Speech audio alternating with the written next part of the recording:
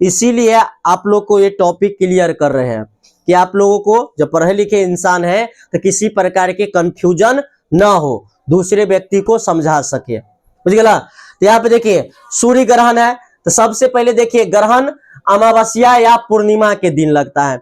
बहुत सारे होते हैं कि समाज में इसे भ्रांतियां फैला देते हैं कि आज न उस दिन ना तो अमावस्या होता है ना पूर्णिमा होता है, फिर भी कहते हैं आज ग्रहण लगने वाला है, ग्रहण लगे वाला है, कह दे ना। तो ये सब गलत भ्रांतियां फैल जाती है। तो देखिए ग्रहण के दिन कौन सा है, अमावस्या या पूर्णिमा है, उसी दिन लगेगा, बाकी किसी दिन नहीं लगता है। फिर देखिए अमावस्या के दिन लगता है सूर्य ग्रहण और पूर्णिमा के दिन लगता है चंद्र ग्रहण। अब देखिए सूर्य ग्रहण क्या होता है, सूर्य और पृथ्वी के बीच में जब चंद्रमा आ जाती है तब पृथ्वी पर से सूर्य का कुछ हिस्सा दिखाई नहीं देता है, जिसे क्या कहते हैं, सूर्य ग्रहण कहते हैं। यहाँ पे देखिए ये चित्र में समझिए, ये है सूर्य, समझिए यहाँ पे सूर्य ग्रहण, सूर्य और पृथ्वी के बीच में जब चंद्रमा आ जाती है तब पृथ्वी पर से सूर्य का कुछ हिस्सा दिखाई नहीं देता है, जिसे सूर्य ग्रहण कहते हैं। तो ये यहाँ सूर्य है, ये है पृथ्वी और बीच में आ गया चंद्रमा। जब यहां से पृथ्वी पर से व्यक्ति देखेगा सूर्य को, तो यहां से सूर्य और पृथ्वी के बीच में कौन आ गया है, चंद्रमा, और ये रुकावट के कारण सूर्य का कुछ हिस्सा दिखाई नहीं देता है, या तो इधर से नहीं दिखाई देगा या इधर से नहीं दिखाई देता है, यानी सूर्य जो है इस प्रकार से इसे कटा हुआ प्रतीत होगा, इस प्रकार से कटा हुआ प्रतीत होता है। तो इस घटना को सूर्य ग्रहण कहते हैं। समझ में आ रही है बात? तो सूर्य ग्रहण कब लगेगा, अमावस्या के दिन लगता है। समझ में लाए? सूर्य ग्रहण कब लगता है, अमावस्या के दिन लगता है। तो इस प्रकार से चंद्रमा के आकार में सूरज का शेप बन जाता है, तो इस घटना को सूर्य ग्रहण कहते हैं। देखिए ध्यान से, चंद्र ग्रहण, सूर्य और चंद्रमा के बीच में जब पृथ्वी आ जाती है तब सूर्य का प्रकाश पृथ्वी के रुकावट के कारण चंद्रमा पर नहीं पहुंच पाता है, जिसे चंद्र ग्रहण कहते हैं।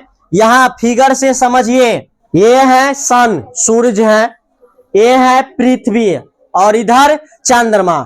चंद्रमा यहाँ पे जो था घूमते घूमते चारों तरफ घूमते घूमते पूर्णिमा के दिन, किसी पूर्णिमा के दिन आ गया सूरज और पृथ्वी के बीच में, ऐसे घूमता रहता है ना। सब अमावस्या को चंद्र ग्रहण नहीं लगता, सूर्य ग्रहण नहीं लगता है, सभी अमावस्या को सूर्य ग्रहण नहीं लगेगा, क्योंकि अब देखिए जिस अमावस्या को ये बीच में आ जाता है उसी अमावस्या को सूर्य ग्रहण लगता है।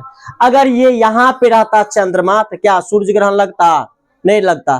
तो ये पृथ्वी के बीच में नहीं रहता, सूर्य और पृथ्वी के बीच में नहीं रहता। अगर अमावस्या के दिन चंद्रमा इधर रहता तब लगता, नहीं लगता।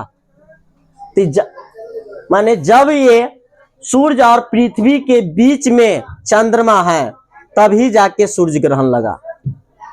अब देखिए, अब ये जो है कौन दिन, पूर्णिमा के दिन। तो पूर्णिमा के दिन सब पूर्णिमा को चंद्र ग्रहण नहीं लगता है, सभी पूर्णिमा को नहीं लगेगा। अब जिस पूर्णिमा के दिन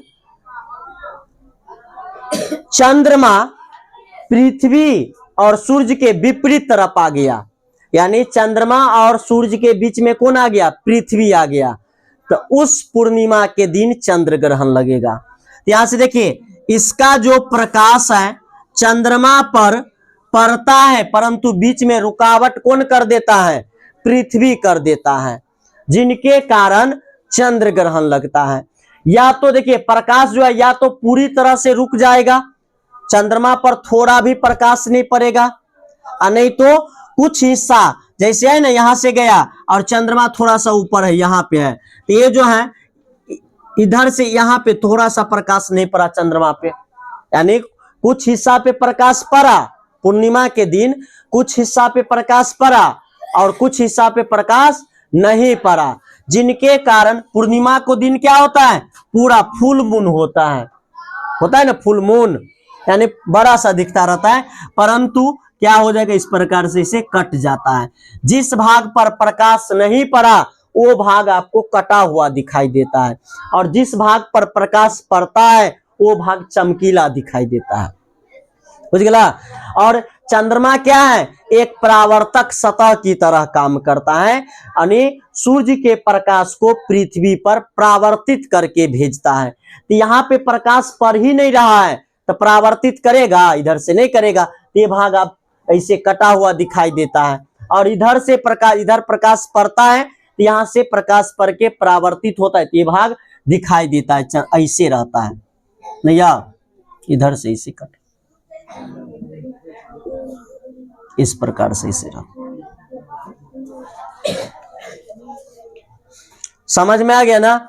चंद्र ग्रहण और सूर्य ग्रहण कब लगता है, पहले समझ में याद रहेगा ना।